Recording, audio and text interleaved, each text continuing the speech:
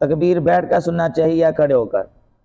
نماز کا وقت ہوتا ہے نا، تو بعض لوگ بیٹھے ہوتے ہیں، بعض کھڑے ہو جاتے ہیں، ٹھیک ہے، اور تکبیر پڑھنے والا تکبیر پڑھ رہا ہوتا ہے، تو ہمیں کیا کرنا چاہیے کہ کھڑے ہو جائیں یا بیٹھ کر سنیں؟ تو فرماتے ہیں کہ تکبیر جو ہے وہ بیٹھ کر سننا چاہیے، تکبیر بیٹھ کر، سارے لوگ جو ہیں وہ بیٹھے ہوئے ہوں، صرف ایک بندہ کھڑا ہو جو تکبیر پڑھ رہا ہو، ٹھیک ہے نا، اور تکبیر پڑھتے پڑھتے جب وہ حی علی الفلاح پر پہنچے تو پھر امام صاحب بھی کھڑے ہو جائیں اور پھر سارے مقتدی جو ہے وہ نمازی کھڑے ہو جائیں، تو آپ جو ہے وہ صفوں کو درست کر لیں اور نماز کے لیے جو ہے وہ تیار ہو جائیں۔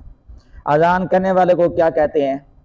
جو اذان دیتا ہے اس کو کیا کہتے ہیں؟ اس کو مؤذن کہتے ہیں۔ کیا کہتے ہیں؟